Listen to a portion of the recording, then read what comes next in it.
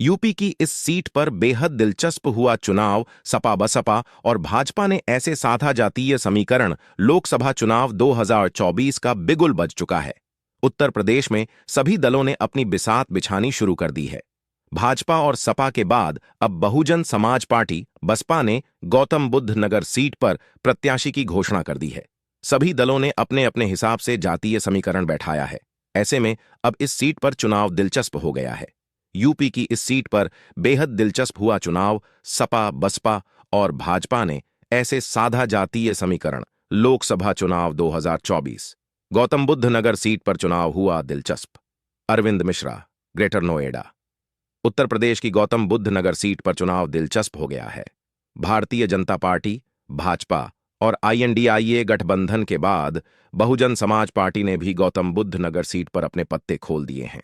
बसपा ने खुर्जा क्षेत्र के गांव नरुकी भगवानपुर के रहने वाले राजेंद्र सिंह सोलंकी पर लोकसभा चुनाव में दांव लगाया है। सोलंकी के चुनाव मैदान में आने से गौतम बुद्ध नगर सीट पर चुनावी समीकरण दिलचस्प हो गया है।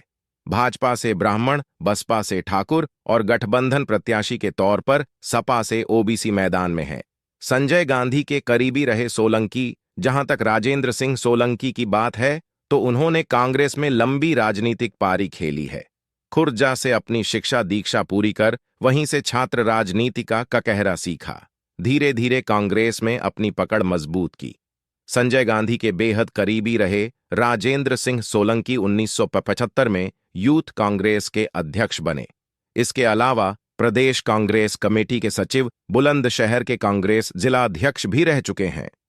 सोलंकी इन सीटों से लड़ चुके विधानसभा चुनाव 1977 में कांग्रेस के टिकट से सिकंदराबाद विधानसभा से चुनाव भी लड़ा था, लेकिन विधानसभा की चौखट तक पहुंचने में सफलता नहीं मिली। 1985 में कांग्रेस के टिकट पर ही सिकंदराबाद से विधायक बनने का मौका मिला। खुर्जा से भी विधानसभा चुनाव में हाथ आजमाया, हार का सामना करना पड़ा। कल्याण सिंह के समय में भाजपा का दामन भी थाम चुके हैं। यह भी पढ़ें।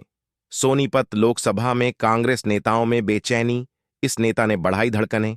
चुनाव में उतरने की चर्चा तेज। चुनाव से पहले थामा बसपा का दामन। लोकसभा चुनाव से ठीक पहले बसपा में शामिल होकर उसके टिकट पर पहली बार लोकसभा चुनाव में अपनी किस्मत आजमाने उतरे हैं। कांग्रेस इस लोकसभा चुनाव में गठबंधन में है। गठबंधन की ओर से सपा ने राहुल अवाना को मैदान में उतारा है। बसपा के टिकट पर चुनाव लड़कर राजेंद्र सिंह सोलंकी को कांग्रेस में अपने पुराने संबंधों का कितना फायदा मिलेगा, यह तो चुनाव परिणाम बताएगा।